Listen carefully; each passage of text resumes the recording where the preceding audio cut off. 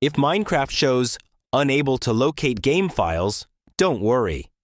This usually happens because of missing or corrupted installation files or incorrect launcher settings. Here's how to fix it step by step. First, restart your launcher and PC. Close Minecraft completely. Restart your device and relaunch the launcher to clear temporary glitches. Next, verify installation path. Open the Minecraft launcher, Settings, Game Directory.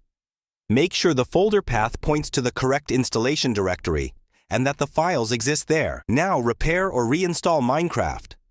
On Windows, go to Settings Arrow Apps, Arrow Minecraft Arrow Repair. If repair doesn't work, uninstall and reinstall Minecraft from the official website or Microsoft Store. After that, check file permissions. Ensure your user account has full read-write access to the Minecraft installation folder. Right-click, Properties, Security, Edit Permissions. Also, disable antivirus or firewall temporarily.